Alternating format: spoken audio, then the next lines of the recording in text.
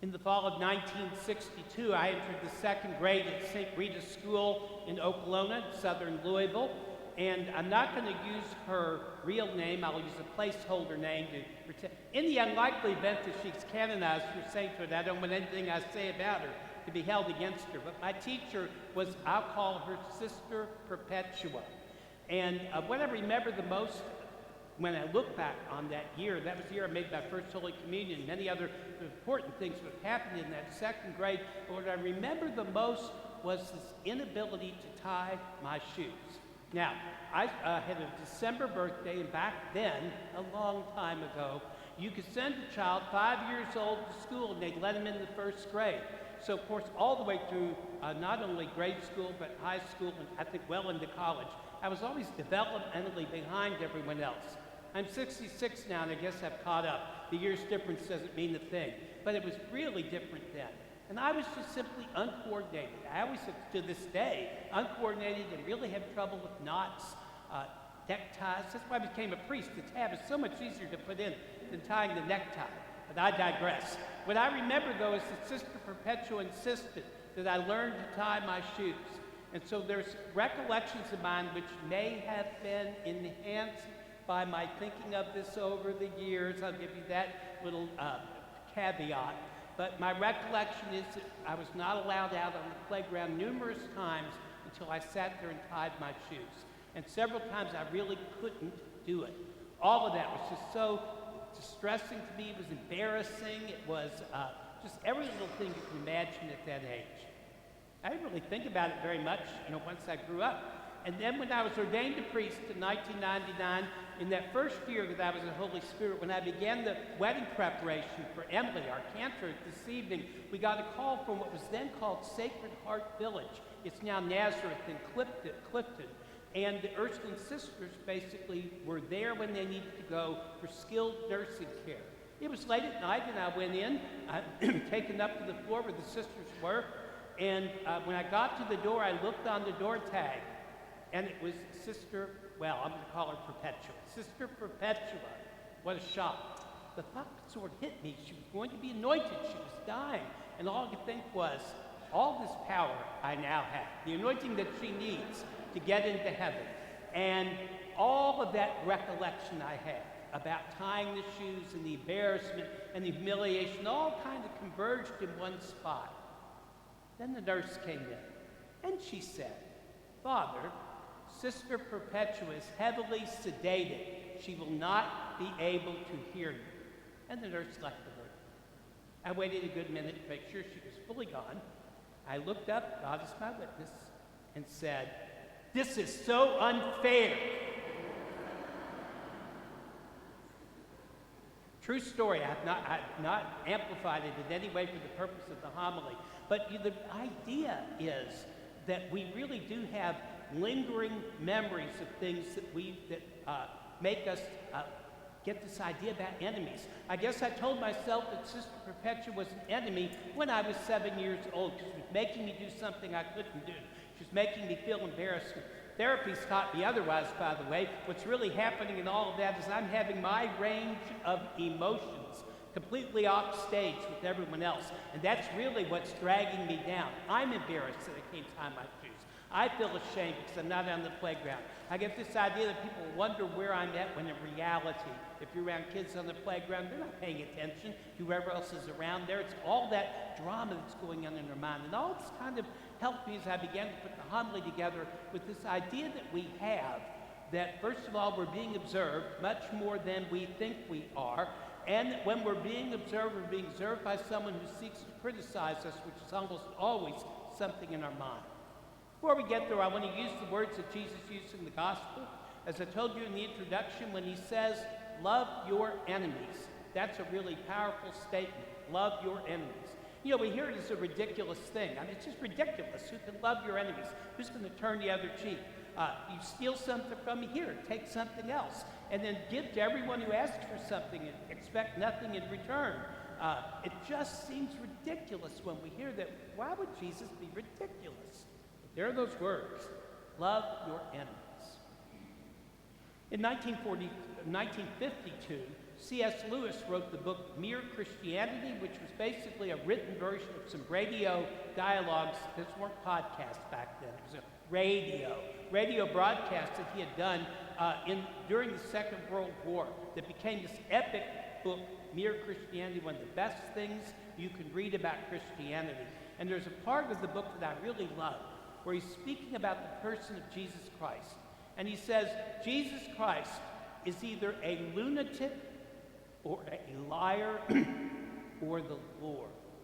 Now, since he's written the book and more people have written about it and it's gone through the ages, in the last 10 years, some of the observers have added another word to that list of L's. That Jesus is either a liar, a lunatic, a legend, or Lord. A few words about each. If Jesus is a liar, then we can't accept the word love your enemies. He's not telling us the truth. He has no intention of loving his enemies. Why would we love them in return? So if Jesus is a liar, you wouldn't be here to see it. If Jesus is a lunatic, that's different. When Jesus returned to Nazareth, his own people who grew up with him said he is out of his mind. In their mind, he was seen like a lunatic because of this alleged miracle power that he had. And certainly the idea, anyone that would claim they're God when they're not, that is the classic definition of lunatic. The postmoderns add that idea of legend, which means Jesus is a fictional character, drawn in such a way to present all the different parts of him, but that he's not a real character. Well, if you're coming to celebrate Eucharist, you surely don't believe Jesus is a liar, you don't believe he's a lunatic, and you don't believe he's a legend, because what we do here is worship Jesus, who is Lord, the Son of God.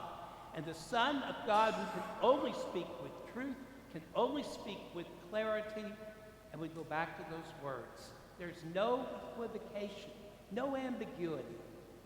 Love your enemies. Modern psychologists will tell you that part of our problem, my problem as a child trying to tie my shoes in the second grade, and many other things have happened to me and happened to you as you move on through life, that so much of these experiences that we have involve what was called projection. That when we begin to have enemies, such as my second grade teacher, or the kid on the playground, the bully over here, as we move through life, it's all different. The boss that's hard to work for. I work for enough hard to work for bosses. Believe me, I know that these figures that we have, psychologists will say the reality is that we really don't know those people at all. We know next to nothing about them. That what's really happening is something that we detest in our own self is, in their words, being projected onto this other person, and we're reacting as if we are looking into a mirror.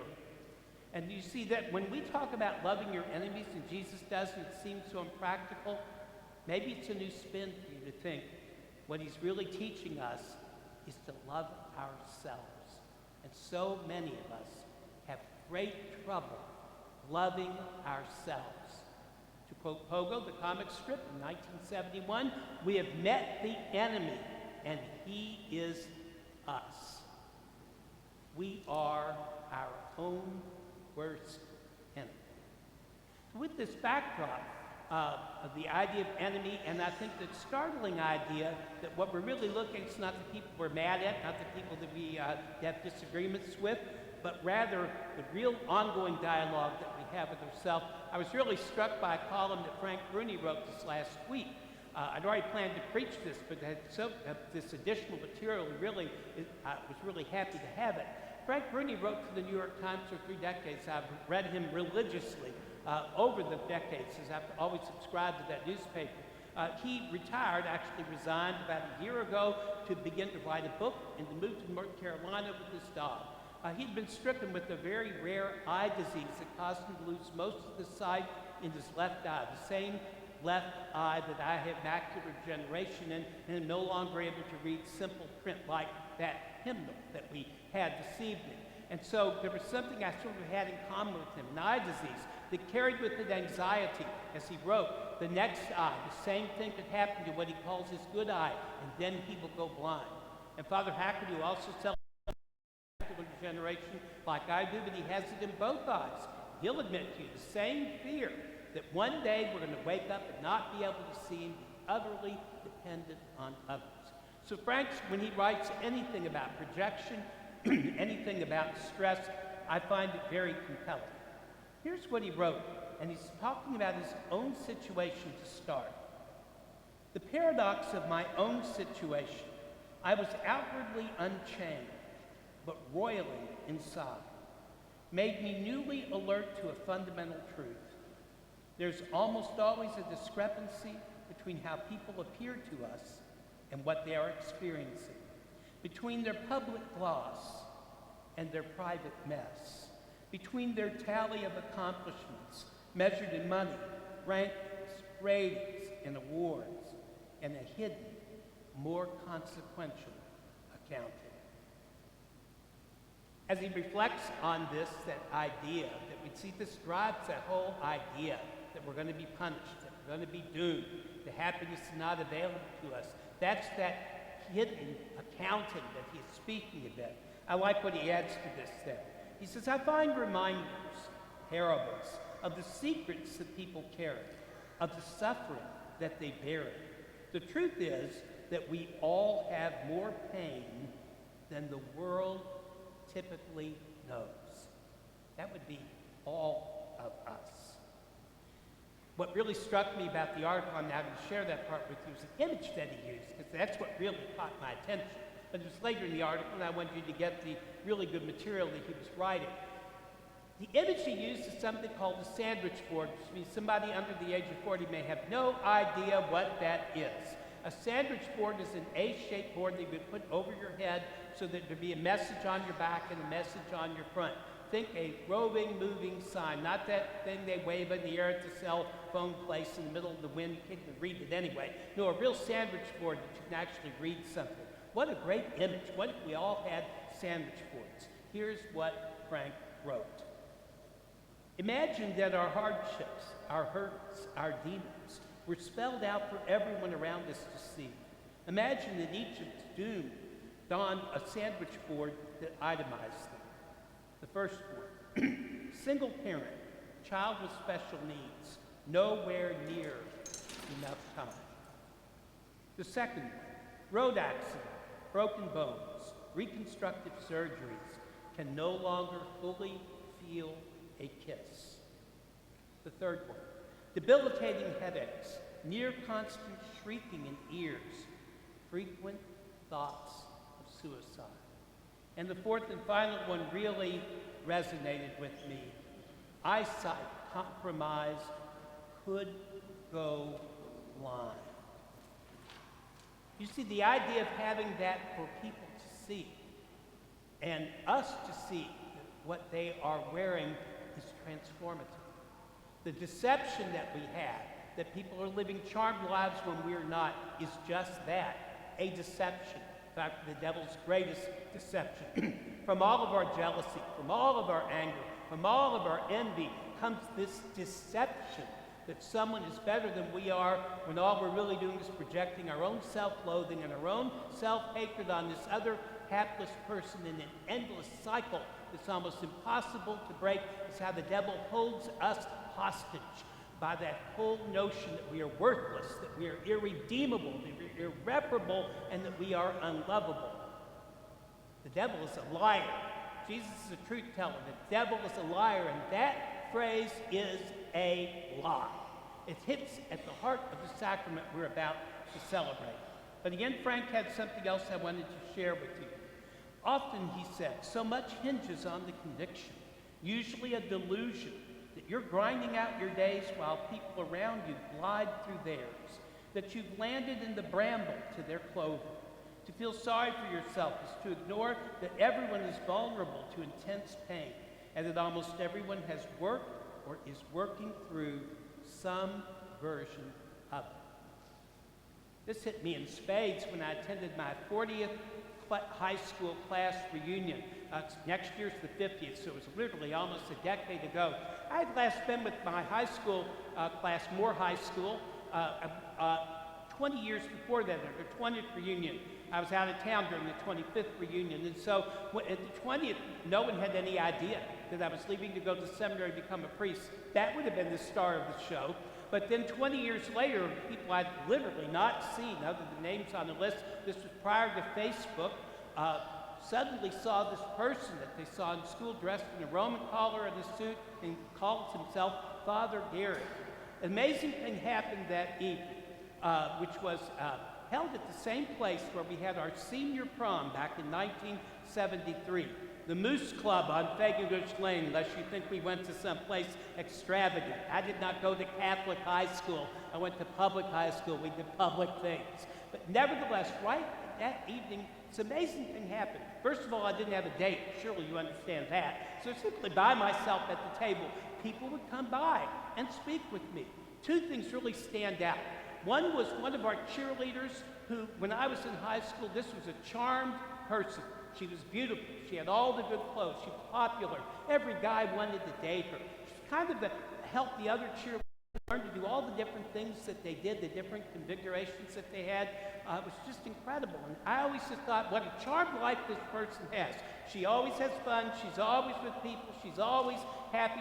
Everyone loves her. She confided in me in the table that evening that she had always had body image problems in high school. And she suffered from an eating disorder that not one of us knew anything about. She was so crippled with fear that in the cheerleading routine she was going to embarrass herself and humiliate herself, that it was torture going through it. She hated every last minute of it. But of course, the only thing people could see was this projected image of a confident cheerleader, and she was anything but confident, anything but happy. Second, there were several people who spoke to me. I only used two of them tonight. The second one that came to me was one of our most celebrated athletes. I was a sports editor, so I kind of knew, who the different people were. And I always admired this guy. We're still really good friends. But he came to me at the table and said that when he played basketball in high school, that he was often nauseous, because he was afraid of making mistakes, and he didn't feel like he was good enough, he was going to humiliate himself, and that the pressure to perform that was perceived in his mind, particularly in front of his parents, in front of his friends, made him not ever want to pick up a basketball ever again. High school-age Gary would have never imagined that those two persons were going through a torment that was beyond anybody's understanding. That event really crystallized that for me. We really do not know what other people are experiencing. We only really know what we are. And this is where enemies happen then. Parts of our own experience, the only thing we can really know, the only thing we can describe, gets projected onto the person, not to blame them, but rather to induce that self-loathing. It's a vicious cycle. That's why I said we have met the enemy, and he is us. Many of you know that about 3 years ago, I'm a Holland America chaplain. I went on a special chartered cruise called, I forget what it's called, Women's Gathering. It had a different name than that. I've forgotten the name of it now. But nevertheless, there were 2,500 women on the ship and 117 men. And the cruise was chartered by Oprah Winfrey. She was on there with Gayle King, so it was a girls' getaway. I'm going to finally think the name of it. So you can just imagine the environment. And Oprah had 5 different of her shows during that 3-day cruise.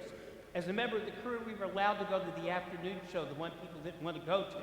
But I remember being so surprised and moved by her talk. And something she said in that talk that relates directly to what we're talking about tonight has always resonated with me. Oprah said, and I quote, "Don't ask what's wrong with him or her. Ask instead, what happened to him or her?" Note the reversal. Normally you see something untoward, you think, what's wrong with them? What's wrong with that? You see the lady in the grocery store and the kid throwing a tantrum. What's wrong with her? Can't she control her child? All those different things, judgments that we make right there in the moment, trying to figure out what's wrong when the virtue of compassion should teach us, what is it that's happened? What has happened? You see, when we ask the question, what happened, it opens the door to empathy, and it opens the door to compassion, And once you do that, it's game over. You can no longer have an enemy. You suddenly now have a whole different relationship with the person because you ask what happened instead of what's wrong. I always loved Robin Williams. He's probably one of our best comedians that we've ever known. And his actor, his films are legend. Like many of you, I was totally surprised when he committed suicide. It made me think instantly of that Smokey Robinson song, The Tears of a Clown. You know, just because someone's a clown, because they're a comedian, does not mean that they're happy. In fact, it's acting. They're acting happy. That's the whole idea of a comedy routine. But Robin was so good at it, so self-natured with it, so good-natured with it, that we could not imagine the torment that was going on with him, the torment that ultimately led him tragically to take his own life. After his death, they found something he had written in his diaries, and I'm going to quote it to you. Everyone you meet is fighting a battle you know nothing about. Be kind, always. A nicer way to say, love your enemies. Well, as I said, Jesus is Lord. That's central to our sacrament we're celebrating this evening. And since he is Lord, tonight we will meet him as we always do in the Eucharist. We come together to meet our Lord. That's the whole ritual that we're doing. When the Lord comes to meet us tonight,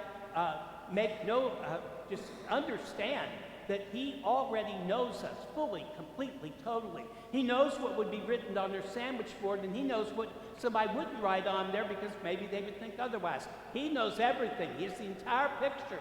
And you see, what he knows is something that we don't know. We believe this, but we don't know it. He knows that we were created because he is God in his own image and likeness. And when he looks in the mirror, he doesn't see what we detest when we look in the mirror. He sees what he created in the first place. And that action takes place when you and I receive Holy Communion. It's not just simply a vessel of grace, which is certainly good enough reason to come here this evening, but it is an affirmation that we are loved by a God who loves without any equivocation, that we're loved unconditionally, totally, completely, and most importantly, where we find ourselves tonight when we come up in that line, where we are emotionally, where we are spiritually, where we are physically, telling ourselves, I wish things were better, I wish I was in a better frame of mind, I wish I believed more readily than I did before, is all irrelevant because Jesus is always ready to meet us where we are, how we are, and reminding us that we're made in his image and likeness, and we are totally and completely loved. How challenging that our greatest enemy is ourself. How challenging that most of us struggle with any kind of self-esteem to really do something like self-love. How challenging that is. And that Jesus reminds us, since he is Lord, that we simply must love our enemies, and we must love ourselves.